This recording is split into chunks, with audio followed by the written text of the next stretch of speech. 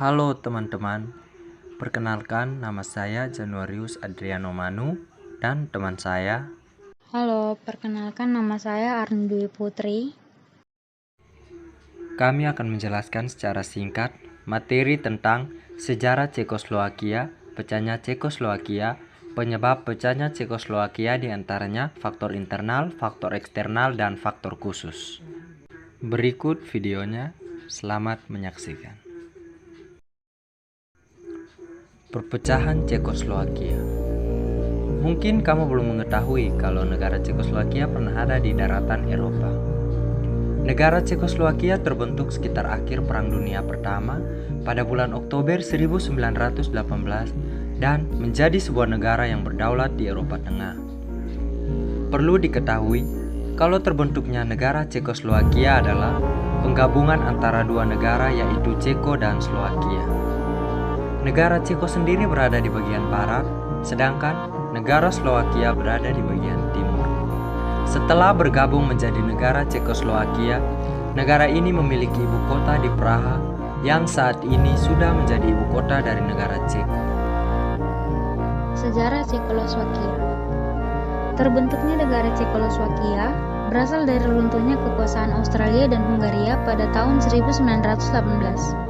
Untuk semakin memperlemah kekuatan dari Australia dan Hungaria, jadi mereka tidak lagi memberikan ancaman kepadanya. Para negara sekutu yang memenangkan Perang Dunia ke-1 mulai memecah wilayah Australia dan Hungaria jadi beberapa bagian negara kecil, dan salah satunya adalah Cekoslowakia. Sejak terbentuknya negara Cekoslowakia menjadi sebuah negara republik, negara ini sudah terkenal sebagai negara industri yang cukup maju di Eropa.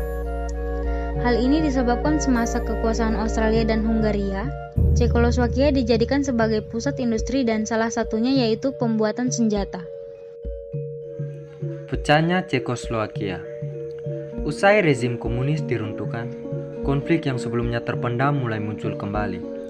Konflik tersebut menyangkut stabilitas politik, potensi gesekan aspirasi, dan kepentingan antara dua bangsa yaitu Ceko dan Slowakia. Hal itu yang jadi salah satu tantangan utama atau selain masalah ekonomi yang dihadapi presiden baru, yaitu Václav Havel, presiden non-komunis sekaligus pejuang HAM yang diangkat menjadi presiden pada 29 Desember 1989. Kesenjangan ekonomi semakin memperparah gesekan yang muncul. Tahun 1991, GDP atau Gross Domestic Product atau Produk Domestik Bruto Republik Ceko 20% lebih tinggi daripada Republik Slowakia. Pada Januari 1991, transfer payments atau semacam subsidi dan sumbangan sosial ke Slowakia yang biasanya diberikan oleh Ceko pada tahun-tahun sebelumnya dihentikan. Pada saat yang sama, beberapa tokoh terkemuka Slowakia menginginkan persatuan yang lebih longgar, sedangkan Partai Nasional Slowakia menghendaki kemerdekaan dan kedaulatan yang penuh. Pemerintah pusat bersikap tegas dengan mendesak berbagai pihak buat menghentikan langkah-langkah yang bisa memicu perpecahan. Tapi, bangsa Slowakia tetap mengingatkan reformasi total dan yang salah satunya desentralisasi. Menjelang pertengahan 1992, perwakilan Ceko Václav Klaus dan perwakilan Slowakia Vladimír Mečiar berunding buat menentukan jalan keluar terbaik. Opsinya yaitu federasi yang lebih ketat atau kekuasaan terbesar diserahkan ke negara bagian atau membentuk dua negara merdeka. Sempat muncul ide konfederasi dari Vladimír Mečiar dan para tokoh Slowakia lainnya. Pada Juli 1992, Parlemen Slowakia mendeklarasikan kemerdekaan bangsa Slowakia. 6 hari kemudian, Klaus dan Mečiar menandatangani pembubaran Cekoslowakia dalam sebuah pertemuan di Bratislava, ibu kota Slowakia. Akibat kekecewaan atas kesepakatan tersebut, Presiden Ceko yaitu Václav Havel mengundurkan diri. Setelah itu, diadakan serangkaian perundingan supaya perpecahan tersebut berjalan damai. Pada November 1992, Majelis Federal mengesahkan Undang-Undang Nomor 541 atau Constitution Act 541 tentang pembagian properti antara Ceko dan Slovakia. Pada 25 Desember 1992, Cekoslowakia resmi dibubarkan. Pembubaran itu berjalan damai tanpa kekerasan. Bahkan, Cekoslowakia jadi satu-satunya bekas negara komunis yang mengalami perpecahan secara damai dan prestasi politik yang sangat menonjol di Eropa pasca jatuhnya komunisme. Ironisnya, banyak sekali orang dari kedua negara yang meyakini perpisahan tersebut bukan langkah bijak. Dalam sebuah jejak pendapat pada September 1992, cuma 37% orang Slovakia dan 35% orang Ceko yang menginginkan perpecahan. Penyebab pecahnya Cekoslowakia. Secara umum, ada beberapa timbulnya perpecahan di Cekoslowakia, di antaranya sebagai berikut. 1. Faktor internal. Perbedaan latar belakang sejarah sejak awal.